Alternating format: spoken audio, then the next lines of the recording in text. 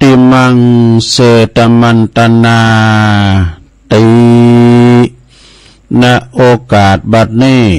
อาตมาภาพก็จักได้แสดงพระธรรมเทศนาเพื่อประดับสติปัญญาของบรรดาปออกไม่ออกศรัทธาตายกตายิกาทั้งหลาย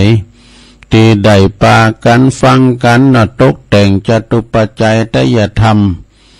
มาโฮมกินโฮมตานฟังเทศฟังธรรมทุกท่านก็ต่างเสียสละเวลาอดตาหลับครับตานอนมาฟังนำฟังธรรมตื่นมาก็มาฟังนำฟังธรรมกันแล้วก็เพื่อว่าพอลุงแม่ป่าก็ดีเปิ้นสนิทมิตรสหายเฮาเจ้าขาดทั้งหลายเมื่อว่าเฮาเกิดว่าคนใดคนหนึ่งเนาะก็ตามที่ได้เปิ้นลุ่มหายตายจากไปบ่ว่าจะเป็นครูบาอาจารย์พระสงฆ์องค์สังฆเจ้าก็ดีบรรดาเฮาหมู่เฮาเจ้าข่ามนุษย์คนเฮาก็ดีนะไผที่จะบลีกป้นไปบ่ได้ต่างคุณก็ต่างกันก็แต่วันเวลาอายุเท่าอันน่ะเด้อวันเดือนปีเท่าอันคุณเฮานี่มันก็จะมาประสบพบเจอมากันหมดคือความตายจะตายก่อนตายรุ่นเต่าอันน่ะเด้อนะบางพองก็มารุ่นไปก่อนเหมือนลูกเหมือนเต่าเหมือนลูกเหมือนเต่านะมารุ่นปอรุ่นแม่ไปก่อนปอก่อนแม่เพราะว่ามนุษย์คุณเฮานี่บ่สามารถฮู้ลวงหน้าได้นะว่ามันบ่มีนิมิตมันบ่มีเครื่องหมายนะดังนั้นนี่ตั้งหลายคงจะเคยได้ยินคำกรเมื่อก่อนเนาะคำกรเขาหามคำกรเมืองเนอเฮาบทหนึ่งว่าวันเกิดฮู้แต่แน่แจ้งดีหลีวันตายบ่มีไผจักฮู้ได้แน่ไผก็บ่ฮู้ได้นะศรัทธาญาติโยมทั้งหลายสมดังองค์สมเด็จพระผู้มีพระภาคเจ้าพระพุทธเจ้าของเฮาเปิ้นตรัสไว้เป็นภาษาบาลีว่าอนิมิตมะตัญจะอิทะชีวิตตังเปิ้นแปลความว่าบ่มีนิมิตบ่มีเครื่องหมายเนาะที่จะบอกคือเฮาว่าเฮาจะตายเวลาไหนเมื่อใดเนี่ยเฮามาสังเกตกันว่าดูแล้วก็นำมาเกิดเนาะเมื่อมีการตายเวียนว่ายตายเกิดมีการตายว่ายชีวิต คนนั้นก็จะได้เป็นเพราะว่าคนนั้นก็จะเป็นมิตรเป็นโตนเป็นวงศาคณาญาติก็ตามที่เป็นตายไปน่ะทุกคนนี่ก็พอหูข่าวก็ตกอกตกใจเสียอกเสียใจสลดหดหูใจนะบางครั้งก็คือมีน้ำตาย่าออกมาน้ำตาลิ้นนะออกมาโดยบ่ฮู้สึกโตถ้าคุณนั้นเนี่ยเป็นมีบุญมีคุณงามความดีอย่างท่านครูบาเจ้าเนาะครูบาเจ้าเป็นสร้างวัดสร้างว่าแปลงวัดแปลงว่ามีคุณูปการแก่พระศาสนาก็ตามตัวเนาะเป็นผู้ที่สร้างประโยชน์ไว้ให้กับลูกศิษย์ลูกหากับลูกกับหลานวงศาคณาญาติวงตระกูลนะตลอดถึงวงสังคมส่วนรวมก็ยิ่งจะเสียอกเสียใจเป็นหนักเป็นหลายเนอะตรงกันข้ามเนอะที่คุณตายไปนั้นเนี่ยมันบ่ดีมันบ่มีคุณงามความดีบ่มีประโยชนะหือสังคมเลยแม้แต่น้อยทำความเดือดร้อนหือกับวงศาคณาญาตินี่นะมันไปคำปอคำแม่คำปีคำครองนี่นะไปเป็นอันตรพานไปเป็นแว่นกาเนี่ยไล่ครูอลิกันแทงฟันกันนี่นะมันเป็นอันตรพานเวลามันตายดับดินสิ้นลมไปคุณไก่สิบติดต่อติดเคียงกันหูก็เฉยๆวะเฉยๆบางบ่ดีใจบ่เสียใจอยู่เนี่ยยังนึกอยู่ในใจว่าตายก็ดีบ่มันคุณบ่ดีเนาะ อันคุณบัดดีนะเขาไปไข่หันคุณดีนะหลงไข่หันคุณดีไข่ฟังคุณดีไปปะเหี่ยวเด้อนะตอนที่เป็นกล่าวประวัติก็อันนี้มันเป็นคนดีเป็นคนมีความกตัญญูเข้าวัดเข้าว่าเพื่อจะหำไปหมดแหละแต่พี่น้องลูกหลานเขาก็เสียอกเสียใจโอ้มันจากไปมันว่าดีทั้งหมดนะมันไม่ว่าโอ้อันนี้มันคนบดีมันเลวระยำมันคำโป้ข้าแม่มันไม่ว่าเนอะแล้วก็ยุคในสมัยนี้เฮาหูหันกันเป็นประจำแต่เนี่ยคือว่าลูกเต้ๆนะที่มันตายไปเนาะลูกเต้ๆที่ตายเนี่ยผู้ปิ้นปอปิ้นแม่ก็หูซึกเสยๆว่ะบ่มีน้ำหูน้ำตามยังซักอย่างเพราะมันเพราะเมื่อเขามีชีวิตอยู่เนี่ยโอ้พ่อแม่เนี่ยบ่ได้รับความสุขบ่ได้รับความอบอุ่นใจเลยว่ะเปรียบเสมือนเล่งโจรหั่นลูกลงเปรียบเสมือนเล่งโจรอันเป็นอันนี้เป็นเรื่องจริงว่ะเพราะมันเป็นคนไล่ศีลธรรมไล่ความกตัญญูบ่ฮู้คุณปอคุณแม่ด่าปอด่าแม่คุณเฒ่ามันก็ด่าปุจจานมันก็ด่าตูเจ้ามันก็ด่ามันมีความกตัญญูนะมันโกบาปโกบุญจังไอ้นี่นะมันก็เล่งโจรไว้อันนี้เป็นเรื่องจริงนะเพราะว่ามันเป็นคนไล่ศีลธรรมบ่มีศีลธรรมประจำใจนะล่างพรานสมบัติบ่สมบัติแม่กินควางโบควางบะแล้วก็บ่ทำการทำงานเป็นคุณที่ว่าประเภทมนุษย์เปโตนี่คุณเปรตนะมนุษย์เปโตเนี่ยบ่ดีเลยถ้าว่ามนุษย์เทโวนี่ดีนะสอบอาศัยกินหยาดเหงื่อแรงงานของคนอื่นเนี่ยแปลว่าเรียกว่าทำนาบนหลังคนตัวเองก็ยอมออกเหือออกแห้งนะก็เปรียบเหมือนเปรตที่คอยรับส่วนบุญญาติผู้อุทิศให้นี่นะบางคนนั้นเกิดมาปัสใส่พระพุทธศาสนาเหมือนคนโทไปเปิ้นนบก็โตนบเปิ้นไหวก็โตไหวเนี่ยเปิ้นไปวัดก็ไปวัดเปิ้นไปเปิ้นว่าบุญก็ว่าบุญตามเปิ้นไปจุนปิ่นประเพณีเนอะนะส่วนมากก็ยังเข้าใจทองแท้เป็นว่าส่วนมากก็ยังบ่เข้าใจอย่างทองแท้ว่าเปิดประสงค์จุดมุ่งหมายอันหยังยังอยู่ในข่ายอวิชชาโมหะหรือว่าโมตามโมตามะตามโมตามะปลายาโนเนี่ยคือมืดมาแล้วก็มืดไปมืดมาแล้วก็มืดไปบ่เลิกวัยอายุนี่จะสังเกตได้จากการไปวัดไปว่าประกอบศาสนกิจพิธีต่างๆจะปะจางหันขอบกพร่องเหล่านี้เนอะสาเหตุก็ฝึกฝน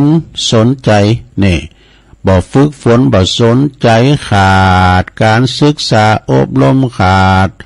บัณฑิตผู้ฮู้แจ้งแล้วก็จะมาแนะนำนี่นะเตือนเพื่อว่าข้อสำคัญก็คือว่าขาดอย่างสันทะนะคือความสนอกสนใจส่วนมากก็จะอยู่ในจำพกปะป่าห่มเมื่อไก่แจ้งหันแล้วก็อายุสังขารลงลอยไปหูก็ฟังบัสัตบัถีบัทนาธนิตาก็พอเนี่ยบาหันถีละสติสัตตังก็ความจำก็เลอะเลือนไปนะสัญญาไม่ค่อยแน่นอนแล้วนะได้หน้าก็ลืมหลังจือว่าเจ้าปุดบ่ฮู้เป็นว่าผู้ฮู้ตื่นบางคนอายุ50 60 70 ปีแก้วทั้ง3นี่มีอย่างพองอย่างหูเด้อเนาะแก้วทั้ง2ก็มีอย่างหลงมีคุณพระพุทธพระธรรมพระสงฆ์นี่เด้อ เพราะว่ามีเต่าใดก็ยังบ่ฮู้คุณพระพุทธมี56คุณพระธรรมมี38คุณพระสงฆ์มี14เนี่ยนะเนาะฉะนั้นเจ้าปุตของเฮาในโซนมาก็จะเข้าลักษณะที่ว่าถือตามประเพณีนะจะเน้นพิธีจะเน้นพิธีพิธันแปดต่างศาสนพิธีศาสนวัตถุมากกว่าศาสนธรรมและก็ขอสังเกตที่น่าคิดตีปะติปบบ่อยๆเพราะว่าในงานศพนี่นะพระสงฆ์เจ้านี่ก็จะมาสวดอภิธรรมพระอภิธรรมกุศลธรรมะอกุศลธรรมะนี่นะนั่งฟังตัวเจ้าสวดหมายถึงอย่างหมายถึงกุศลและอกุศลที่จะนำไปสู่สุขติและทุกขตินี่บางคนตั้งใจฟังเขาก็ยังบ่อู่ไผนิ่งเงียบอยู่บางคนอู่กันไปตบอันแล้วก็โคเม็ดทานตะวันไปอู่แข่งตัวเจ้าไปพื้นทำสองทำมาดไปใจก็วุ่นวายใจบ่ต่อมใจบ่สงบบ่ฮู้ว่าสวดเปื้ออันหยังเนี่ยตัวเจ้าเขาบ่สวดหยังไหนเนี่ยสวดให้ผีตายฟังหรือว่าคุณบ่ตายในฟังเนี่ยนะถ้าสวดให้ผีตายฟังในบ่ฮู้เรื่องแน่นอนเนี่ยเพราะว่าเพิ่นตายไปแล้วนี่เป็นผีอยู่ในหล่องแล้วเมื่อยังเพราะว่าเมื่อเขายังมีชีวิตนี่ก็ยังบ่ฮู้เลยเปิ้นเตดเปิ้นสวดให้ฟังธรรมเนี่ยถ้าฟังธรรมเนี่ยนะบุญกุศลสู่การสวดการกราบการไหว้เนี่ยบ่ถูกโดยประมาณนะบุญกุศลการกราบการไหว้ยังบ่ถูกวิญญาณดับไปแล้วก็ยิงบ่ฮู้ไก่เหมือนฟ้ากับดินความจริงนี่เป็นสู่ถึงคุณฟังเนี่ยคุณเฮาฟังที่ได้ยินได้ที่เฮาได้ยินนั่นน่ะฟังไปแล้วก็เอาสติอารมณ์พิจารณาความบ่หมั่นบ่เตงแห่งชีวิตความบ่แน่นอนแห่งชีวิตอันนี้จังทุกขังอนัตตาภาวนาเป็นมรณสติน่ะนึกถึงความตายอาจจะมาตัวเฮาบ่ได้นึกถึงคิวเปิ้นคิวตูเนี่ยมันได้หมูนาไอ้น่ะ จะหันความจริงบ่ได้ประมาทเขาจะบ่ได้ประมาทนะ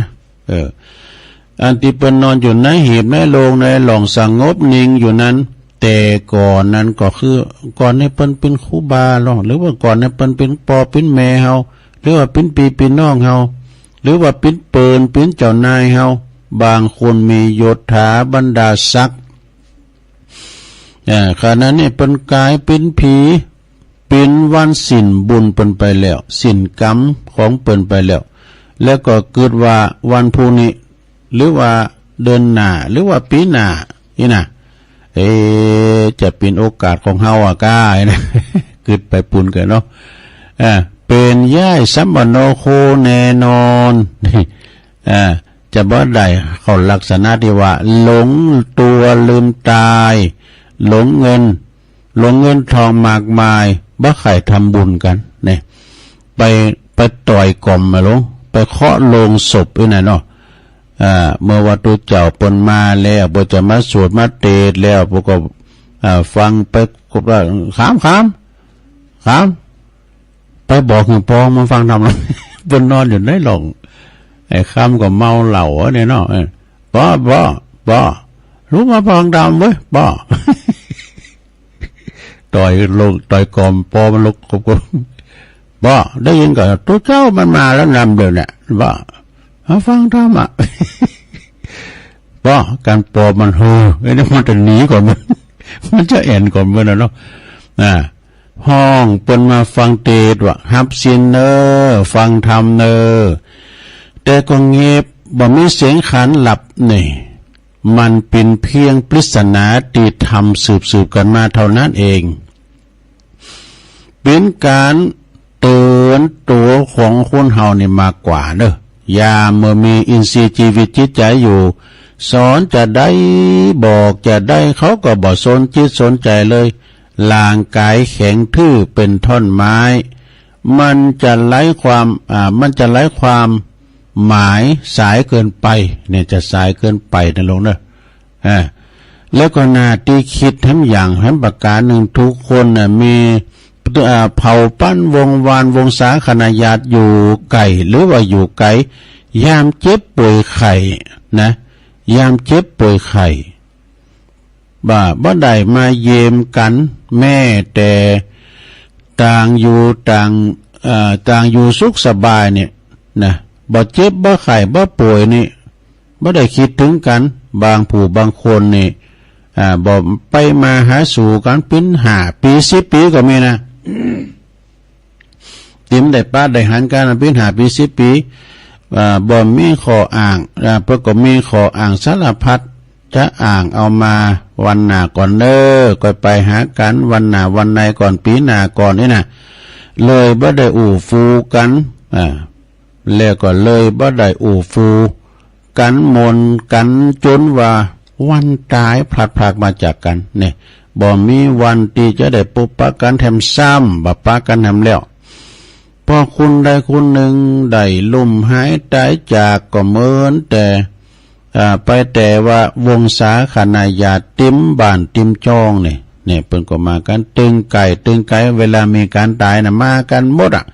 เพิ่นก็มาโอดโอยโหยคลางกันลำพึงลำพันกันไปต่างๆหน้าหาคุณตายบ่นว่าหักและเสียดายเปิ้นน้อปอหลงคุณเนี่ยแม่หลงคุณไหนน่ะอินดู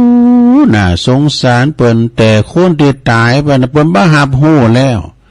จะเอาเงินเอาคามาเป็นหมื่นเป็นแสนมาหือเขาก็บ่จืนสู่ยินดีเนอะเนี่ยจิตตะสังขารเลงออกจากร่างกายแล้วนี่เป็นคอนไหม้ไปแล้วนะถามอยู่เพราะว่ายามอยู่ดีกินได้เปิ้นบ่เจ็บบ่ป่วยน่ะอีป่วยแม่เขายามเปิ้นเตียวได้ไปปิ้นแก่เขียวติ้มปากเขาย่ำซื้อมาหือกินนี่น่ะเวลาเปิ้นกินบ่ได้แหละแตงแวตูบกาท่านกาซื้อเขียวหวานพองใส่โอพองน้ำหือเปิ้นนะก็เอาป้อลูกซื้อเขียวหวานมาเนี่ยหวานแหละนะครับเปิ้นมาปากแล้วนะครับก็ยิ้มบีบปากบีบปากก็เปิ้นบ่แล้วนะน่ะก็เอาจ้อนงัดคือเอาจ้อนงัดปากบีบเปิ้นนิดหน่อยให้กินบ้างเขียวหวานเปิ้นมากนะแล้วก็อันแปลว่ายามเมื่ออยู่ดีบ่เจ็บป่วยเมื่อไข้บ่มาแอวหากันกันมาแอวหากันก็เหมือนยาติดเนอะลูกเต่ามาแอวหาลูกมาแอวหาปอหาแม่เนี่ยพดโตปอแม่เนี่ยเหมือนยาติดเหมือนได้ขึ้นสวรรค์จันทร์ฟ้าว่ากินยากินน้ำพริกลูกพักก็ดีก็ล่ำเมื่อไรนะดังที่มีกรรมว่าปะกันยามเป็นยอมเห็นน้ำตาปบกันยามตายยอมเห็นแปลว่าปักกันยามเป็นยอมเห็นน้ำใจปบกันตอนตายยอมเห็นน้ำตาอีดอกพ่อแม่พี่น้องศรัทธาสาธุชนทั้งหลายดังที่ตัวลุงได้เทศนามาในลักษณะขอสังเกตเปรียบเหมือนเป็นขอคิดเนี่ยฟังไปแล้วเก็บเอาไปพินิจพิจารณาโดยตนเองตายแล้วก็มาใส่เสื้อผ้าสีดำมดนะเพราะว่าไหวตุกให้คุณตายโดยเฉพาะวงศาคณาญาติหรือคุณหักหรือว่าคุณหักโลกียชนตีได้สมมติขึ้นเองนะโลกเขาสมมติขึ้นมาเองนะความจริงเนี่ยคุณตายเป็นมดตุกไปแล้วเป็นคุณตีว่าเขาบัดตายเนี่ยก็ต่างแบกพระลาตุกไว้การเกิดมาแก่ชราคือขันธ์ห้าก็เป็นตุกเนอะพระพุทธเจ้าเป็นตรัสไว้ว่าสังขาราปรมาทุกขาสังขารทั้งหลายเป็นตุกการใส่สุดดำก็เพียงแสดงกิริยาเปิกนอกเพิ่มได้นะทำตามนิยมนิสัยเพราะว่าทำตามสมัยนิยมวัตถุโสกับเจ้าภาพต้องอ่านเองนะ ตรงกันขามบางแห่งนี่เปิ้นจะมีมหรสพว่ามีแต่นางก่อนนะเนาะเปิ้นจะเริ่มจะร้องงานพิธีแต่ลืนเริงกันว่านะที่เขาเรียกว่ามรณะคอนเสิร์ตนี่เหมือนกับแสดงความยินดีที่ผู้ตายไปแล้วอย่างนั้นเองนะต่างก็ประวัติต่างตีถูกไหวตุกนะโดยจิตใจล้ำลึกนึกถึงธรรมะคำสอนว่าความเกิดแก่เจ็บตายเนี่ยความพลัดพรากจากกันไปเนี่ยความบ้าหมั่นบ่เต็งเนี่ยเต็งแต่แน่นอนแล้วก็เตือนตัวเองว่าการเช่นนี้วันหนึ่งก็จะต้องเกิดขึ้นกับตัวเฮาและก็ทุกคนนี้บ่พ้นแน่นอนจะได้หลับประวัติจะได้รีประกอบกรรมทำคุณงามความดีสร้างบุญสร้างกุศลในเมื่อตัวตนของเฮายังมีลมหายใจอินทรีย์ชีวิตอยู่นั่นเองนะในที่สุดแห่งการแสดงพระธรรมเทศนานี่ก็ขออำนาจคุณพระศรีรัตนตรัยคุณเกี่ยวทั้งสามคุณพระพุทธพระธรรมพระสงฆ์บุญกุศลจุมาปกป้องคุ้มครองรักษาศรัทธาญาติโยมทั้งหลายให้พ้นจากพยาธิโลกาทั้งหลายมีอายุมั่นมีอายุวันนะสุขภาละเหมือนกันจุบุจุคนแสดงพระธรรมเทศนา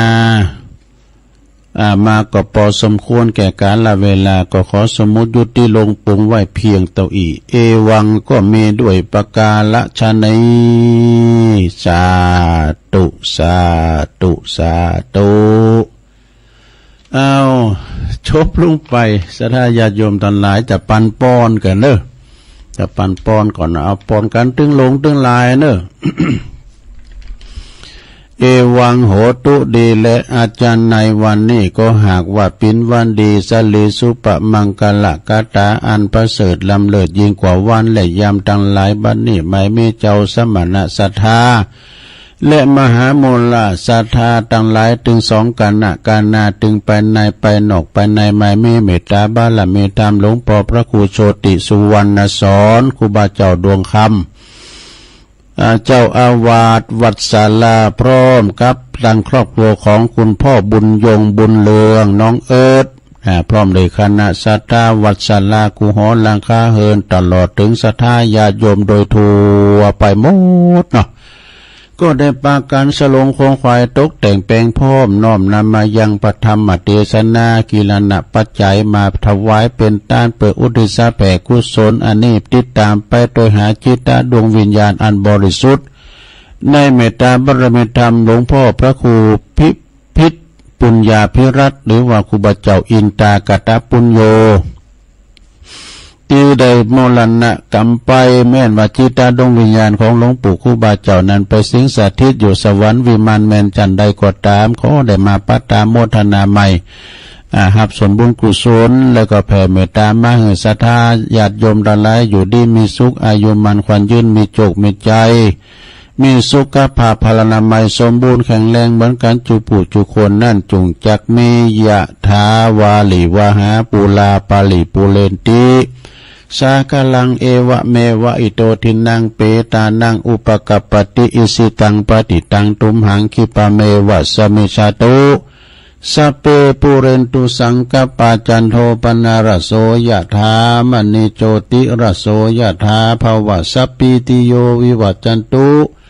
สัพพโลกวินาศตุมาเตภวัตวันตรายโยสุขีติขายุโกภวะอภิวาทานาสีลิสานิจังวุตาปัจจายโนจัตตาโลธรรมาวาทันตุอายุวันโนสุขังปะลางเอาแล้ว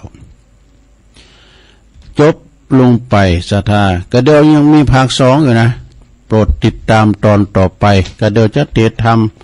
มรดกธรรมปืนเมืองทำพรหมวิหารทั้งสี่นี่พรหมสีนาจะปิ้นจะใดก็ได้อดหาดาฟังตุลงยอบจังจิบกินน้ำพักเบรกแป๊บเดียวนะพักปิกแป๊บเดียวไปหมุนขึ้นไปไหน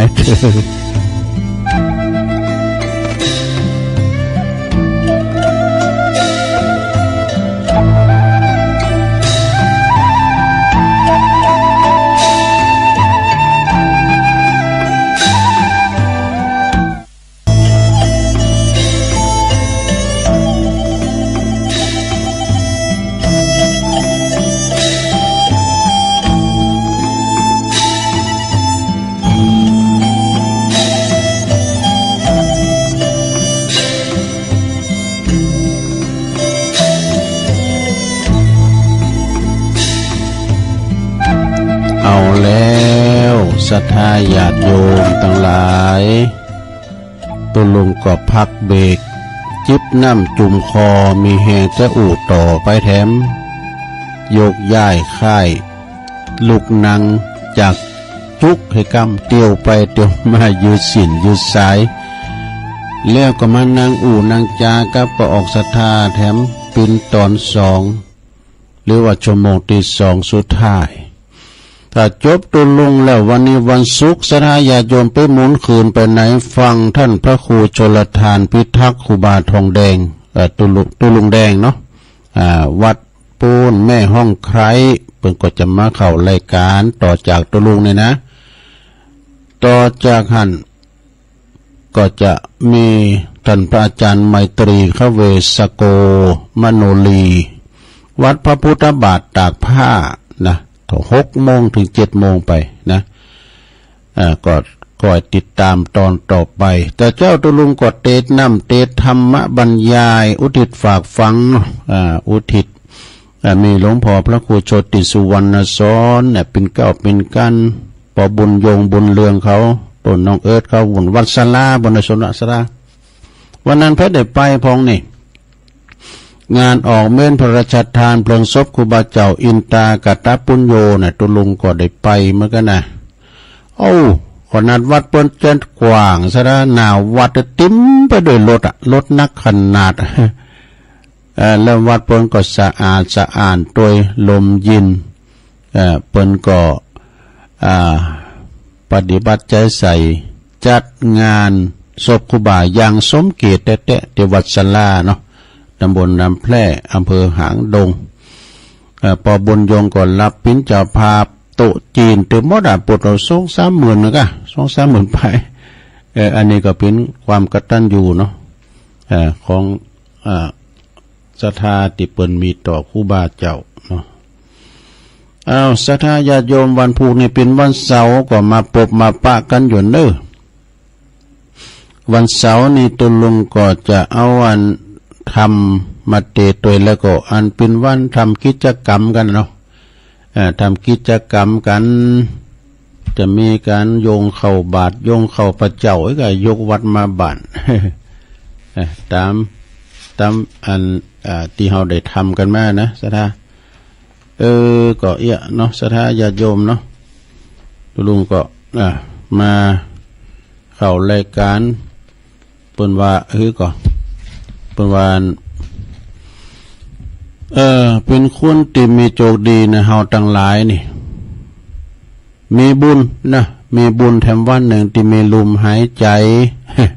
ได้หันตะวันแถมแก่นนี่ก็แก่นเก่าแล้วเนาะได้ยินเสียงไก่ขันได้พบหน้าพบตากันเนี่ยเป็นบุญมีบุญแถมวันหนึ่งเนาะศรัทธาแต่มีบุญแถมวันหนึ่งเฮาเป็นผู้ที่โชคดีตื่นเจ้าขึ้นมาตอนนึงไปถึงเขานอนปุ่นนะก็ตื่นมาก็ได้หับปอนละนะก็โดยจะได้หับปอน2 ชั้น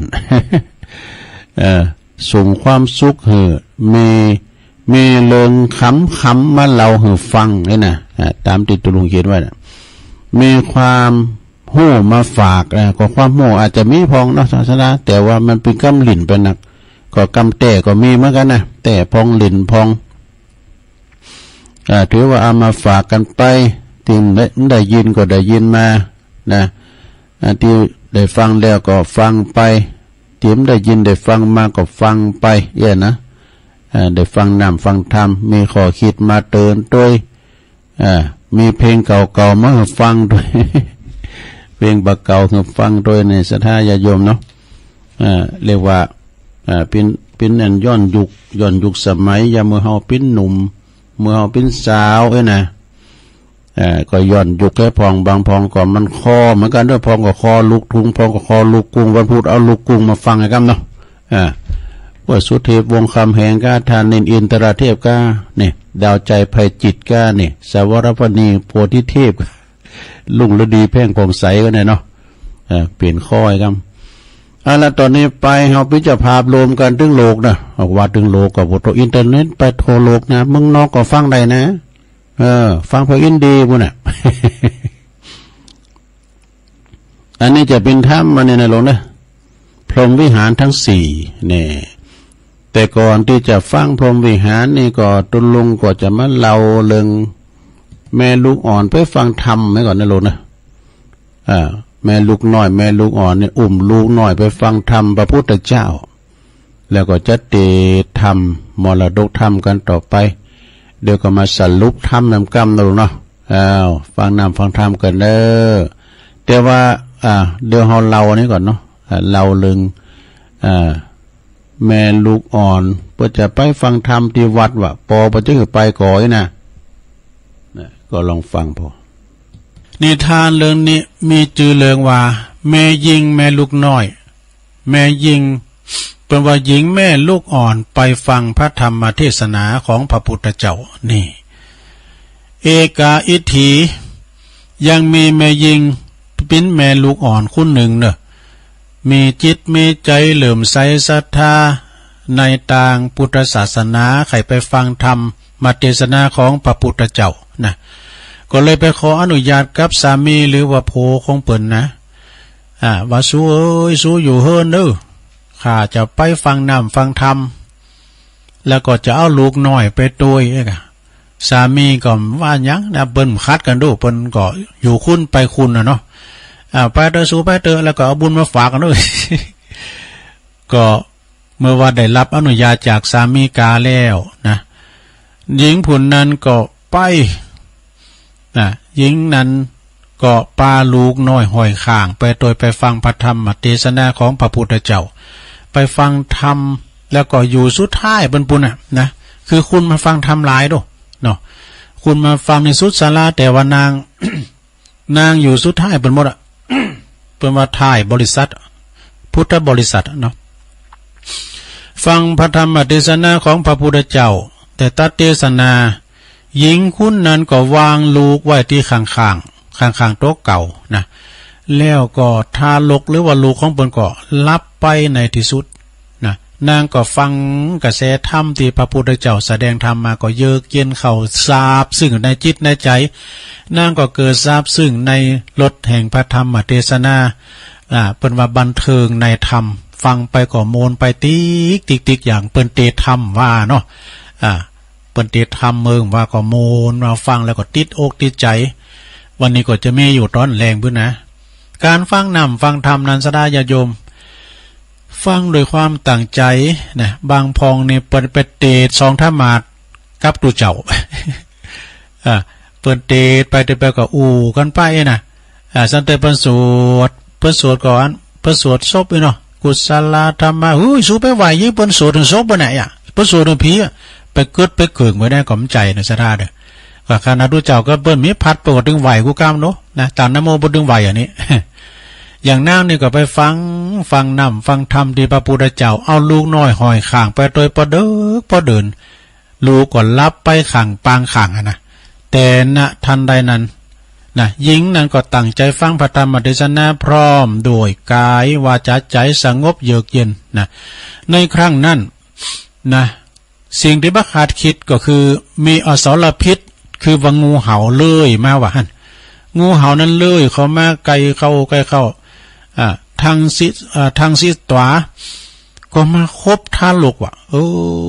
ก็มาคบลูกหน่อยตีกันลังลับ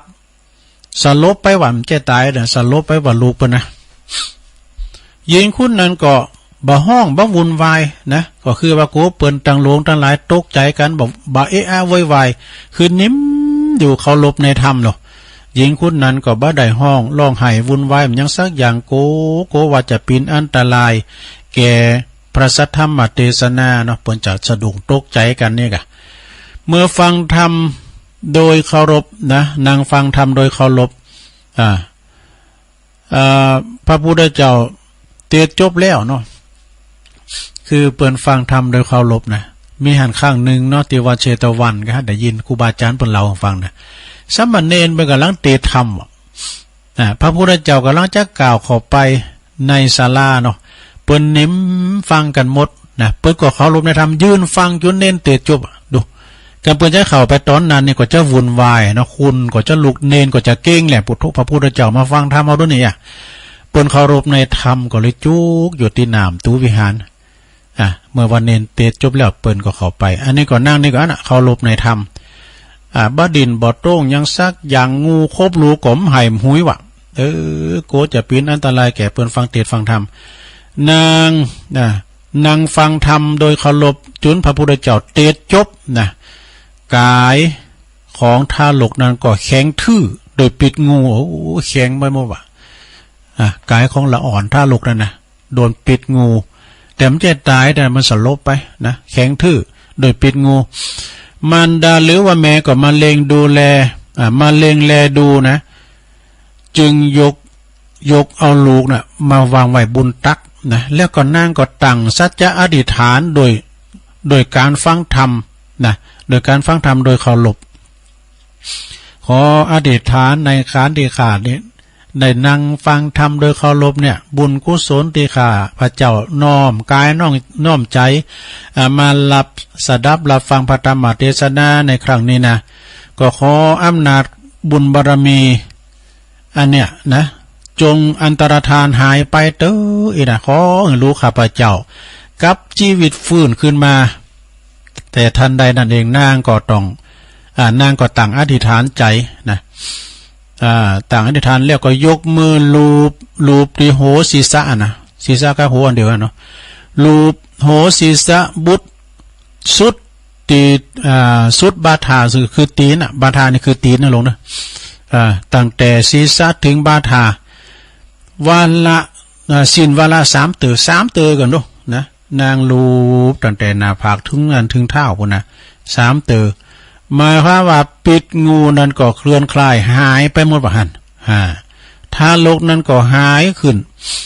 ก็คือหายคืนฟื้นขึ้นมามันได้ก็ดีอกดีใจว่ะดีอกดีใจจึงพาลูกน้อยนะปิกไปสู่บ้านของตนโดยอานิสงส์ผลติมารดาหรือว่าแม่นั้นนั่งฟังธรรมเทศนาโดยเคารพนี่กันนี่ลงเนอะการเปิ้นเตธรรมนะลงไปอู่กันเนอะดักเห็นเนอะแล้วไปฝ่าอัญมาเลงกันตอนที่เปิ้นเตธรรมนั่นน่ะแล้วก็ได้ล้างผักกังนะไปอย่าไปเอาอันถังน้ำแข็งมาไปหั่นกับอันปอกก้าน้ำแข็งมันจะหูอย่างนู้มันมาเดี๋ยวก็ถอกโรสะดุ้งยะเขาขี่เรานะน้อยมาอยู่ทั้งหลังฝาสากนะมันนึงอู่กันนั่งหมดแล้วที่อื่นมันน้ำใจบันเฮานะ นางก็จึงปาลูกปิกบั่นปิกจองวะดูเนี่ยแล้วก็งูที่ครบงูครบกัดซึ่งบัดถึงซึ่งความตายนะละอ่อนนั้นมันฟื้นขึ้นมาซะนะโดยอานิสงส์ของแม่มันจ้ะเนาะเนี่ยเป็นว่าเฮาตังหลายควรที่จะเข้าหลบในธรรมฟังฟังธรรมภาษาธรรมเทศนามีประโยชนะทั้งชาตินี้แล้วก็ชาติหน้าดังวิสัชนามาชนี้จบศรัทธาญาติโยมทั้งหลายเนาะนิทานในท้องเรื่องแต่ในเรื่องหญิงแม่ลูกอ่อนฟังพระธรรมเทศนานี่จบลงไปซะนะ แล้วก็ยังมีทั้งเรื่องอยู่นะอันนี้วันนี้ก่อนอานิสงส์ของการฟังธรรม แล้วก็บุตรของอุบาสก5 คนจะพิจารณาได้ติดตามตอนต่อไปเนาะ ตอนนี้ไปตัวลุงก็เวลาเหลือหลายอยู่ซะนะเวลาเหลือหลายก็จะว่าทำกันนะลงเนอจะว่าทำเกินทำนี่ก็เป็นทำตัวใหญ่อยู่แต่มันเป็นบล็อกกอแกกหน่อยนะตัวลุงนี่มันจบป.4 มันอ่านหนังสือจ้าก็จะว่าไปตามยี่ห้อตัวลุงเนี่ยเด้อความโหดหน่อยเตาหางอื่นก็จะกอยว่าไปการว่าที่ไหนมันถูกมันก็จะซ้ำนะมาทำหลอบนี่กะเนาะ เอาต่างกลางเลยเนาะโกมาดำเต้นโจกะกดเตะทำต่างนโมอ่ะตุอาจารย์ไปไหนนั่งคำนั่งคำแปลรัตนธรรมเนาะนิปานังเยนาการังรัมมังเยนากาสายังปันดิโตตังโนมากังอุติสิตุงธรรมามุตตมังปัจจังอาลาทนังกะโลมา ฟังทำไปในโลงเนอฟังไปรับไปเนอนะโมตัส สะภะคะวะโตอะระหะโตสัมมาสัมพุทธัสสะโยนิโสวิจินเนธัมมังติสาทะโวดุลาสะปุริสะทั้งหลายตึงเจ้าตึงนายตึงยิงตึงใจหนุ่มเต้าอันมีใจบ่เศร้าเจยบานห่มกินห่มตานบ่ขาดบ่ได้ประมาทลาสาวันสินฟังธรรมจำสินภาวนาอบรมกายวาจาจะแล้วก็จิตใจฟังธรรมจำไว้บทในข้อใดเอาไปแก้ไขที่เฮาบ่หูจักงามบ่เป็นผู้ลงงมงายเกิดมาด้อมได้ปังเป่าบ่หูเงื่อนเงากำสอนขององค์พระจินนาวรสัมมาสัมพุทธเจ้า เหมือนกับกินข้าวดมได้เท่าแก่ยิ่งเท่าแก่แล้วอยู่วันล้อวันตายบ่กึดควรควายวัดว่าบ่เข้าศีลธรรมนั้นเราบ่เข้าถึงจิตถึงใจจักเอาบุญในไปจูช่วยกรรมเมื่อตายราขาดความว่ำวายธรรมะเหมือนน้ำเย็นใสเย็นใจเย็นกายสุขสบายจิตใจจะผ่องแผ้วธรรมะคำสอนพระเสริฐเลิศแล้วเหมือนเพชรเกี่ยวอาศัยงามอันคนใดประพฤติปฏิบัติตามลอดพ้นภัยมันสุขสัมมาสุขเจยบานข้ามเจ้าบ่โศกเศร้าเครื่องกาเถิงดับขันธามวยมังจากโลกกว้างเมืองคนก็จักได้ไปสาเวยผลล้ำเลิศที่ผาเสดคือวิมานบนนั่นแหละนะพ่อออกแม่ออกศรัทธามวลหมู่อันนั่งหรือว่านอนอยู่ฟังธรรมหูดาฟังล้วนทวนทีใจแจ้งคลี่เจยบาละบุญสมปานส่งอยู่จึงได้มานั่งอยู่หรือว่านอนอยู่ฟังธรรมจักได้นำกล่าวจีท่วนที่แจงใส่จักเก่าไข่ก้อนไก่พลันหนอไทยสับปันอยู่ต้นเป็นครูแก่สัตว์โลกนำได้นำมาโชคมงคลมาโพธสัตว์สากลโลกลา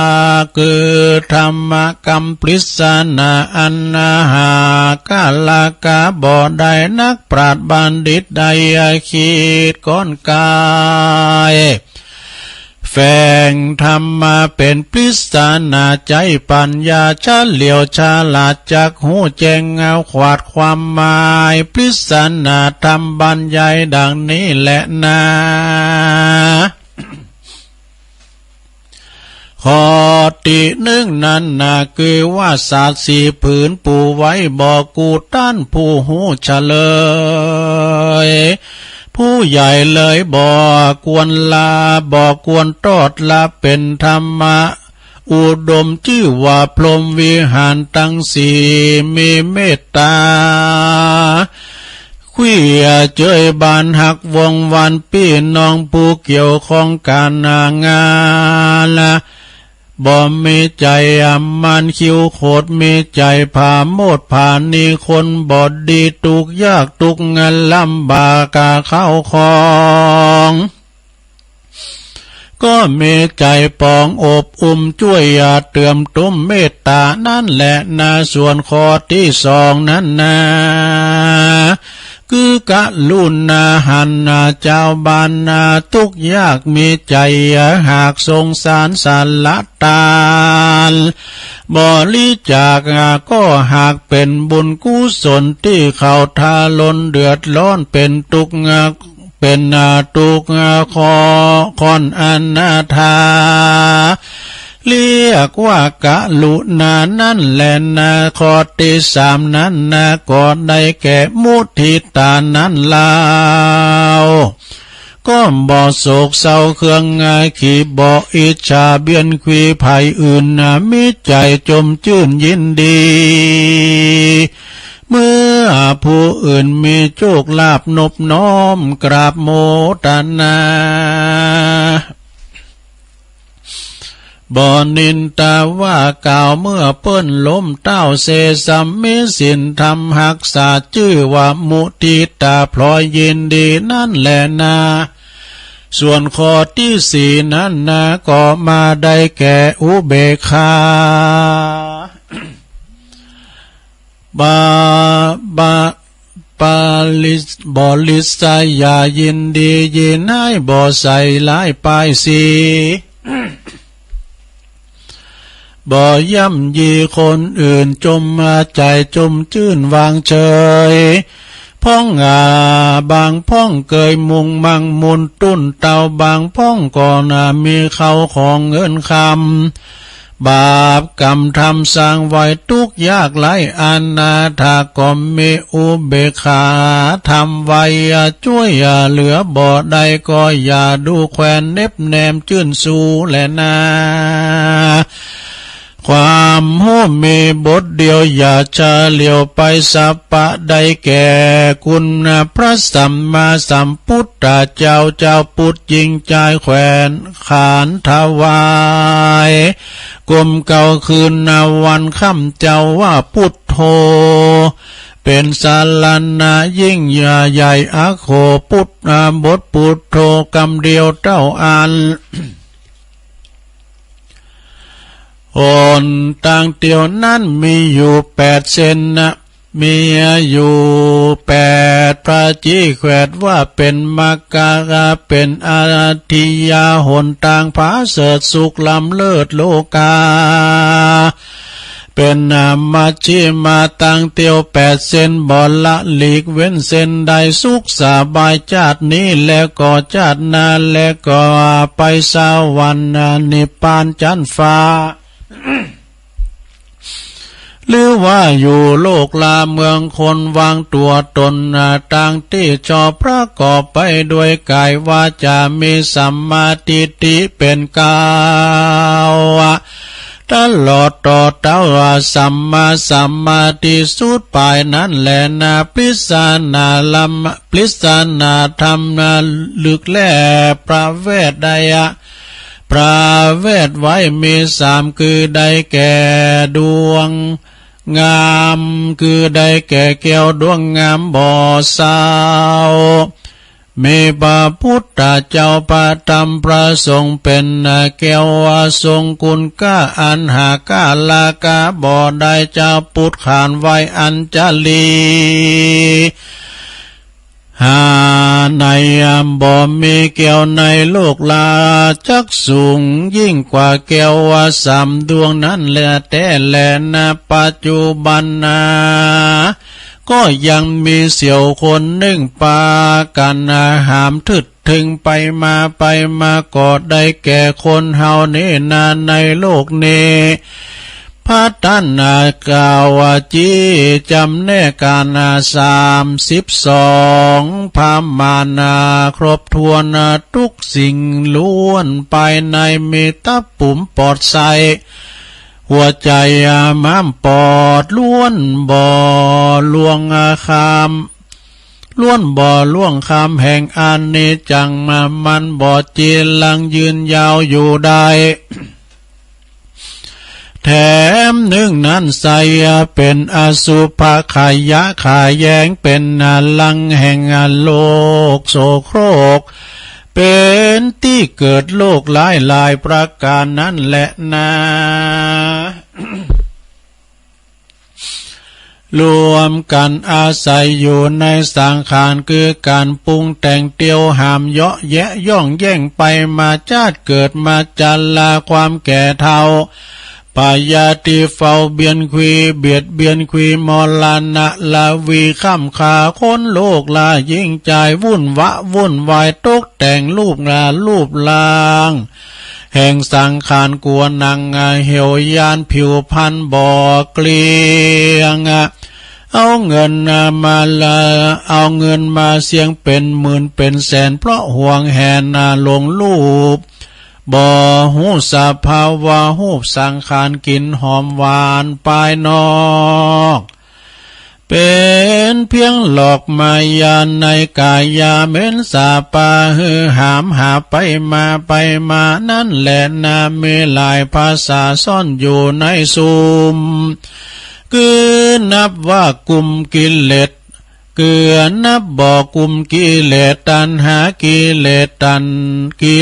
ปัญหาตัณหา108มันเผาแผดอยู่ในสังขารมีจิตวิญญาณปกครองพอเฝ้าทุกค่ำเจ้าคืนวันกลางคืนเป็นควันกลางวันเป็นไฟลี่ซ่อนอยู่ไปในสังขารเฮานี้บ่มีวันที่บุกบังเบาลงแต่แหลนามนุษย์โลกาเกิดมาลุ่มมาปื้นซอหาบ่อเขียม จะเพียบเทียมว่าคนจะเพียบเทียมคือคนทำชั่วก็มีนักมีหลายคนคนทำชั่วก็มีหลายกว่าคนทำดีที่นักปราชญ์เมตีกล่าวว่าคนดีมีน้อยคนถอยมีหลายมนุษย์ยิ่งใจบาปหยาบจ้ามีตัวล่าลูกล่าเมืองคนยิ่งสมัยนี้ยิ่งให้สับสนมนุษย์มืดมนสินธรรมมีน้อยคนดีก็ปล่อยหายากลงไปคนจังไรผีเพศนาสังเวชเลือลายบ่ละอายตัวเก่าชื่อเสียงเน่ายังบ่ตายขอหมู่ยิ่งใจจุงปากันละเวนมาเข้าตั้งเส้นศีลหาปฏิบัติทักษาอย่าได้จ้าแต่ปากใจนั้นหากมัวดำปาเป็นบาปเป็นปากเป็นดำใจดำเห่าหอมเหือดีเพราะมากายวาจาใจความชั่วนี้ไกลบ่ได้มาไกลคนดีบ่ไล่หายากเดิมมาจุงพัฒนาจิตใจอยู่ใจเต้แลนามีโจรผู้หนึ่งตัวเตรียมมาบ่ขาดก็มาได้แก่พยามักจุลาดอันว่าความตายมนุษย์ยิ่งใจเจ้านายยศใหญ่คนตุกไร้เข็นใจคนจนไพ่แลมมหาเศรษฐีก็บ่สามารถลบหลีกลี่หนีไปพ้นได้เพราะว่าเหตุนั้นใส่ก็อย่าได้ปากันลาสาปามาดอย่าห่วงแต่การกินโลภะตัณหาบ่ฮู้วัดว่าศาสนาเจ้าบางพ้องปอเท่าก็บ่ได้เข้าวัดเข้าว่าจักเอาสั่งมาเป็นสาเบียงไปนาไปลอดอยู่ไปรออยู่ท่าฟากฟ้าบนสวรรค์บ่หันตือขันตือพานดอกไม้เข้าไปนางนบไว้ทำบุญกินตาลปูนดีนาสงสารก็บอกกลัวภัยมันมาจุลาดมารออยู่ท่ามันคอยค่ำข้าวำวายพ่อขอพ่อแม่ยิ่งใจหีบทำบุญฝากไว้จักใดเขาว่าไก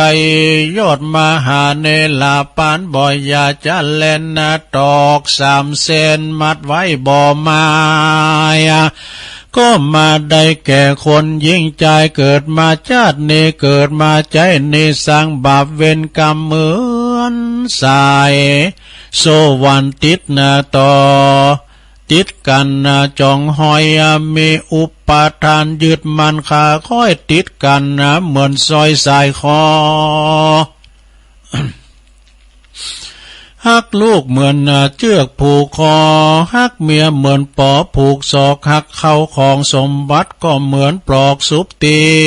น3 เส้นนั้นขิน3 เส้นมาขินฟันเป็นเชือก มัดหือกิ้งเกือกอยู่ในวัดตะสงสารเรียกเ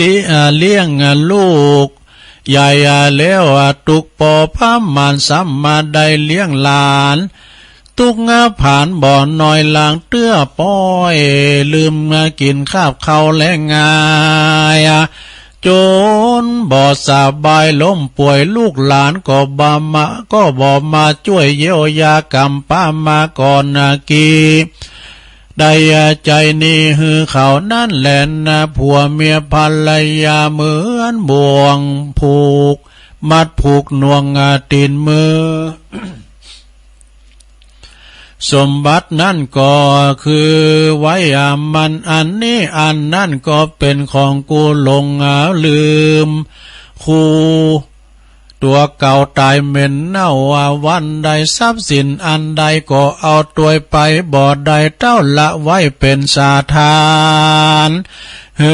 ลูกหลานแก่งแย่งบ่อเพราะบ่อปันแบ่งไว้ยังคนมัวกังวลโลภวายตายแล้วไส้เกิดมาจักใดเป็นงูมาเฝ้าจูอยู่จอมปลวกตามอัฏฐพานวดในธรรมบ่อยาจะและนาพ่อออกแม่ออกศรัทธายิ่งใจหนุ่มเต่าฟังพิศนาธรรมเล่าแต่เจ้านักปราชญ์เจ้าบัณฑิตแบบเบาโบราณปัญญาลุ่มลึกปาฏิภาณแตกฉานใจปัญญายานกึดเอาเตื้อน้อยก็จะก้อยเข้าใจไปแล้วจดจำมาไว้เก็บอยู่ไว้ในใจเป็นแสงส่องไปหูหันที่แจงหูบทแห่งกองทำปฏิบัติไปตามไว้ปฏิบัติตามบอกไว้เตียงจักได้สุขสบายใจเตและนาเตสนานายะปัญหาเต้าอีก็ยังบังคมสมเลสเด็จแล้วเต้านี้ก่อนแลสาธุสาธุสาธุเอาแล้วศรัทธาญาติโยมทั้งหลายเท่าทำก็ยาวไปหน่อยเนาะจบลงไปพรหมวิหารทั้ง4เป็นมรดกธรรมจบลงไปเอาปอนนี่ก่อนเอาปอนทำแจ้นนึงก่อน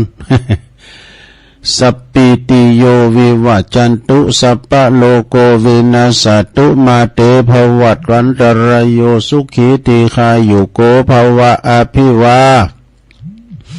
ตานาสีลิสานิจังวุตตาปัจจายโนจัตตาโลธรรมาวัตันติอายุวันโนสุขังปะลางเอาแล้วเนาะ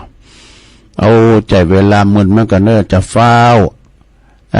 าประกาศข่าวสารงานบุญกันเนอก็ศรัทธาญาติโยมอันนี้ประกาศพระตังลำปางนะก็คือว่าน้อมถวายความอาลัยในพระเดชพระคุณท่านเจ้าคุณพระราชจินดานายกนี่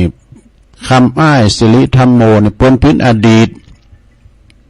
เจ้าคณะจังหวัดลำปางอดีตที่ปรึกษาเจ้าคณะจังหวัดลำปางและก็อดีตเจ้าอาวาสวัดพระเจดีย์สาวหลังเนอะปนได้มรณภาพลงตั้งแต่วันที่5มาละ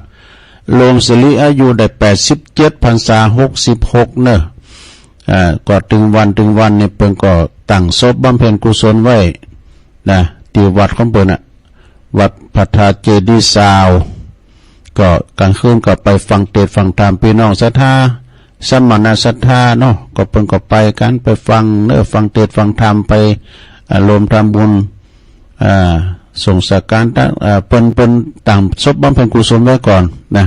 เพื่อจะปิดศพมันใดสัตมวันมันใดก็ฟังท่านมหาสมศาสตร์กันเนาะอันนี้จังลำปางเด้อนะ ข่าวสารงานบุญต่อไปก็เจิญโลมทำบุญเน22 23 24กุมภาพันธ์ในที่วัดฟ้าหลังเดินหาปิงนี่เพิ่นก็จะมีงานเนาะเพิ่นก็จะมีงานส่งน้ำพระธาตุประจำปีเพิ่นในเมตตาธรรมท่านพระครูปิยกิจปรีชาที่ปรึกษาเจ้าคณะตำบ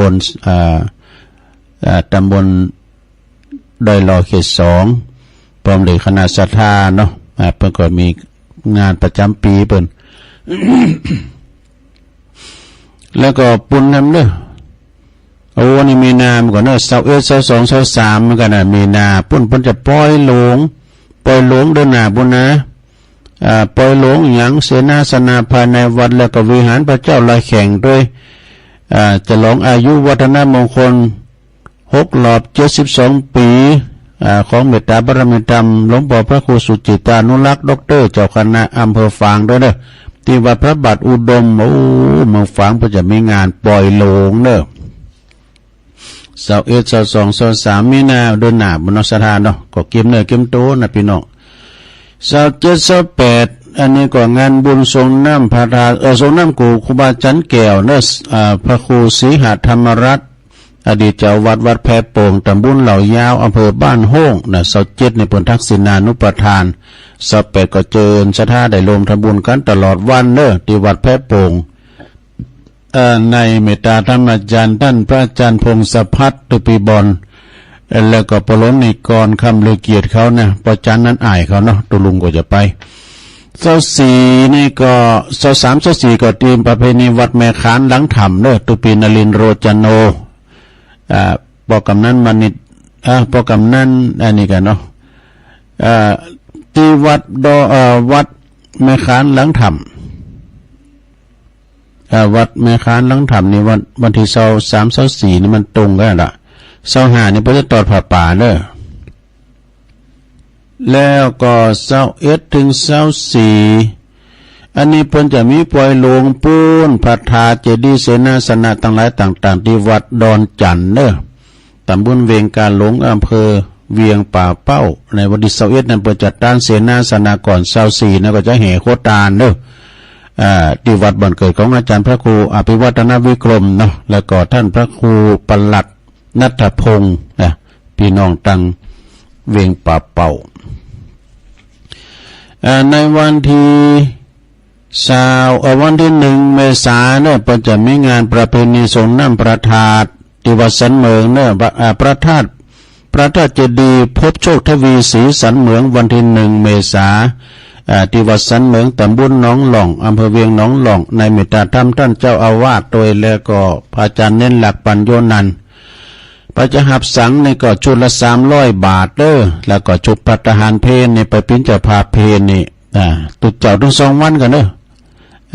เปิ้นก็จะมีทั้ง2 วันก็เพลนึงก็ชุดละ500 บาทนะซะถ้าก็ไปแจ้งความจำนงประสงค์หมายที่พระอาจารย์เน้นหลักก็ได้นะอันนี้เป็นป้อยหลงกันเนี่ย28 29กุมภาพันธ์นี่เจริญรวมงานทรงน้ำอันนี้ใจทรงน้ำพระพุทธรูปและพระบรมธาตุอนุสาวรีย์อดีตเจ้าอาวาสครูบาเฮินศิริวิชัยโยหรือว่าท่านพระครูพิพัฒน์จันทวงศ์ณวัดสันเจดีย์ริมปิงหนองปลาสวายปนอำเภอบ้านโฮ่งก็จะมีขึ้นวันที่28 29กุมภาพันธ์ท่านพระครูอินทวันทิพากรเจ้าคณะตำบลหนองปลาสวายงานนี้ก็จัดให้มีมหรสพมากมายชมฟรีตลอดงาน28 29กุมภาพันธ์ไปเด้อเนี่ยนะแล้วมีงานปล่อยหลวงวัดป่าบุกด้วยกัน8 9 10มีนานะ8 9 10มีนาอันนี้งานปล่อยหลวงบันวัดดอนน้อยนะตำบลแม่แรงอำเภอป่าสร้างในเมตตาธรรมอาจารย์พระครูวิมลสุตตาพรเจ้าคณะตำบลแม่แรงเจ้าวัดดอนน้อยเป็นต้านเก้าอี้ลุยนะเก้าอี้ลุยกันลุยกันเนาะชุดละ 4,000 บาทเนอะไปลงกินลงตาลกับเปิ้นนะข่าวสารงานบุญเปิดประกาศก่อน13 14ก็ไปประกาศงานประจำปีที่วัดป่าต้องคันธารามเด้อ13 14นะ วันวาเลนไทน์พอดีตุลุงก็ไปกูเปียนะไปปักกันที่วัดป่าตองคันธารามอำเภอป่าสร้างในตำบลท่าตุ้ม23 ถึง 25ก็ปล่อยหลงที่วัดตาตุมหลงเนอะตาตุมหลงที่วัดตาตุมตำบลตาตุมกันต่อไปนะมันจะตักตังลายตัวนี้ก็โยมนวลนิชาวชาติก็ตักมาตังลายแม่ครูเกษณีตัวเนอแม่ครูทองคำที่วงคำเสาหินสีโบบานโดยแม่น้องโดยเนเมตตาธรรมอาจารย์ท่านพระอาจารย์สมเพชรปัญญาโนวัดป่าไผ่บ่อท้องไหวสานะครับเด้อแม่หลงสายฝนจันกุลนะน้องผ่าขาวโดยโยมจากบกกั้งสันกำแพงโดยแล้วก็แม่ชีกันนิสัยยะจากปุ้นเวียงป่าเป่าปลงซุ้มเมแก่เก่านะฟังตุลุงเงิน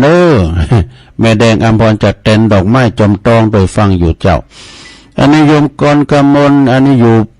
น้องหานสันทรายฟังอยู่คุณแม่สลินทิพย์บุญเลิศนะฟังจากกรุงเทพปุณนะนิกรชายน้อยฟังจากตาจ้างน้องหล่องเวียงน้องหล่องบรรจงกันทวงโดยนะฟังอยู่นะนำดิบเนอโยมยุพินหอมมาลาปิน้อยก็ฟังอยู่บ้านแม่อยู่กลางเวียงเชียงใหม่โยมแม่โยมบนลมมาปินตาน้องสมณะเปิ้นว่าฟังรายการหยุดเจ้าตุลุงนะแม่สุทัศน์ดีมูลจากน้องหานำบ่อหลงฟังอยู่เนี่ยฟังเทศธรรมม่วนดีสาธุเนอะเจ้าที่การวิชาเนี่ยตุปีชาตัวเนอวัดปัตตานอันนี้จังซอมาเฮ้ยแม่พินกัลยาแม่สายพี่นเดียวซอเนอะแม่ครูยาธัญญากศนจากเชียงใหม่โดยบุญส่งจากลำปางนะแม่จันสมด้วยเนี่ยอันนี้แล้วก็บ้านสวนเลยหลอดด้วยจบอันนี้ตักตังลายสัทธาญาติโยมเอาละตอนนี้ไปก็จะเปิดโอกาสให้สัทธาญาติโยมเปลี่ยนบรรยากาศเนาะไผจะโทรมามาจากับตัวลุงก็โทรมาตีเบอร์0899555606วันนี้วันศีลเกมเนอเกมโตไปวัดเดินสีดับเนอเดินสีดับมาแล้วเจริญปอนก็เคยซักกับลุงยองก็ยายน้อยเนาะเดินนี่ของเด็กเป็นป้อนเนาะออกไปขับคำตื้อติดเจ้าอันแล้วก็พอที่ใหม่ในเจ้าพกแล้วถ้าโจกวันดีพกเจ็บที่นี่โจกดีกันนะเจ็บป่วยโวยไข่อย่าได้มาหาตับปลาโลกาอย่ามาเข้าไก่ทานเที่ยวฮะทุกต้นเพราะกรรมอันใดใดลงทุนไม่ว่าลงทุนงานใดสำเร็จอุทิศลุงเลือเสียงใสผาธนาใดสมใจเป็นเจ้าทำรวยเงินทองมีของมีเข่าให้ได้เป็นเจ้าพญาจะทำอันใดจะขายจะกล้าขอเหลือให้มาหาใดจะขึ้นจังเลือหรือจักกองไตมีโชคใจหนักจะอยู่ที่ไหนมีแต่คนหักตามตีไปหน่อยปลอดภัย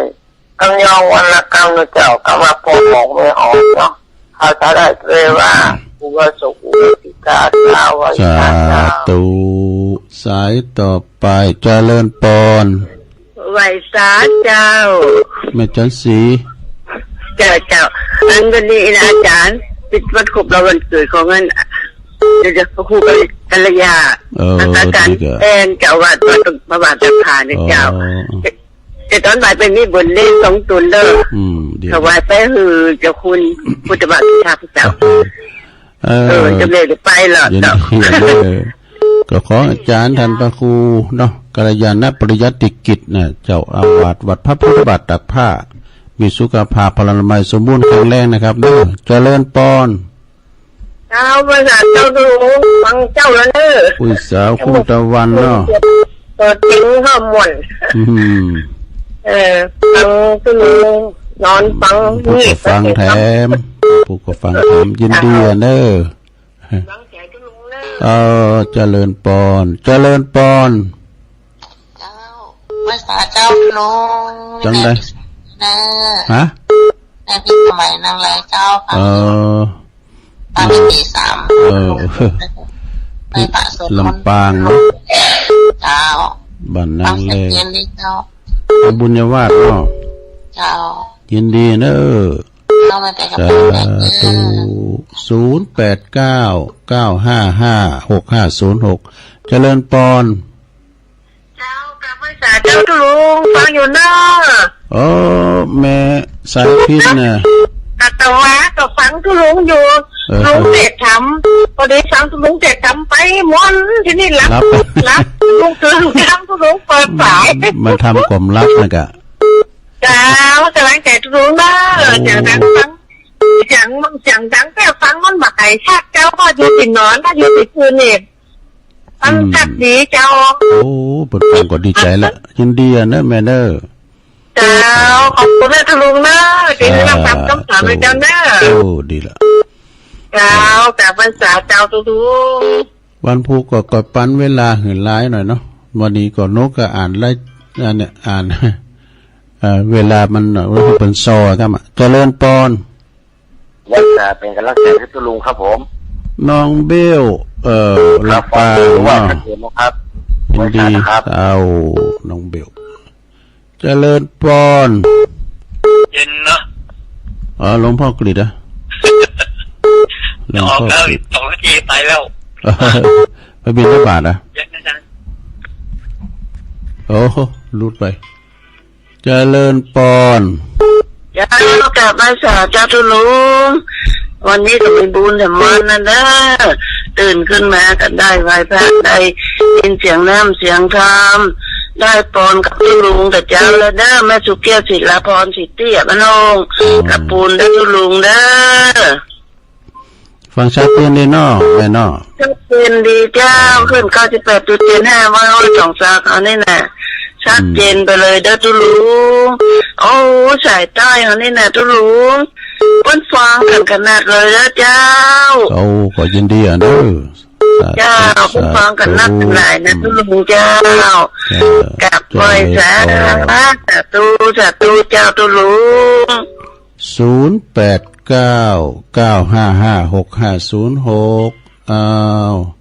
มึงฟังมีสักไล่เลยมึงฟังเจริญปอน ไอ้ซาเจ้าทุลุงน่ะ แม่อุ้ยอินเนาะ นี่อุ้ยใช่ด้วยนะ เสมอ ก็ชัดเจนตะเลยเนอะแล้วดินถิ่นแล้วนาเนี่ยนะ มันมีเป็นว่างนะ มันเกินที่ไม่กันไม่วัดเหมือนกันนะเจ้า ดีแล้วมีกำลังใจทุลุงอยู่นะเจ้า สาธุเอาให้สายเหรอเจริญปอนแม่อยู่ไหน แม่อยู่บ้านเย็นหนองเล่าเจ้า แม่นอมา เจ้า แม่นอสุภาวงศ์เนาะ ถ้าไม่ได้ประวัติกันแก ตาจ่างเนาะ ก็ลืมกันแล้วแก ลืมนะชัดเจนเนี่ยนะแม่เนาะ ชัดเจนดี ยินดีเนอะ จ้าวันนั้นไปส่งเรา ดีแล้วไผก็เนี่ยคุณขับรถลืมไปแล้วไอ้ยังก็ตาจ่างเจริญปอน ไหว้สาเจ้าทองคำที่เกี่ยวกับทองฟันนะเจ้า แม่ฟองคำเนาะ เจ้าแต่กี้ทุกนั่นได้กระโทนะเจ้าด่ะตุเจ้า ยินดีนะเจ้าไว้ดีก่อนจ้า ตามมาดาภาพนั่นแหละ เจ้าจะให้สายสุดท้ายไปจะปิดได้เจริญปอนเจ้าแม่สุดเจ้าสิวัฒนาฟังเรื่องราวแม่สุกแก้วสีโพธาลังสลับปีเนาะโอ้แล้วมันแบบปิดเจ้ามันสายมันลายนะเจ้ามันพุกก็มาอยู่พุกก็ไผมันแต้นก็โทรมามันพุกเด้อเจริญปอนคำเจริญปอนดังใดเจ้าไว้เจ้าท่านนั้นยกได้ฟังอยู่เนื้อมันได้ฟังอยู่เนาะเป็นสีสุขาเนาะเจ้าชัดเจนดีนะเจ้าเจ๋งโหลินเดี๋ยวเนี่ยแม่ได้อยู่ดีไปสุขเด้อเจ้าสาธุเอาให้ตัวอีกก่อนเนาะตุลุงสามารถที่จะหับสายเดี๋ยวจะล่ำเวลาตุลุงแดงก็มียายน้อยกาดนัดแม่จันสีบ้านมะกอกนอนแม่อุ้ยสาวคุ้มตะวันเมืองวะบุญ โยมแม่พิสมัยจากนังแลลำปางแม่ครูซอสายพินกัลยาน้องเบลโดยหลวงพ่อกฤษพุทธอุทยานปางโมเชียงดาวแม่สุแก้วศรีลาพรแม่อุ้ยอินแม่สาบเสมิงนอกก็แม่น้อมสุภาวงศ์ตาจ้างแม่ฟองคำติ๊บแก้วป่าไผ่บ่อทองแม่สุแก้วศรีโพธารามสารปีแม่จันศรีสุขาแจ่งโหรินเลิศได้13สายเนาะอ้าวพุกปะกันใหม่นะลงเนอะลุงนำรายการจากลาสถาไปก่อนไปหมุนคืนไปไหนตัวลุงแดงจะต่อนี่ละนะตัวลุงก็จะไปเปิดศาลานี่เนี่ยไปปฏิบัติปัดกวาดเดี๋ยวเพื่อจะมาวัดกันวันศีลเนาะอยู่ดีมีสุขเลิศจัตตาโลธรรมาวัฏตันติอายุวันโนสุขังปะลาง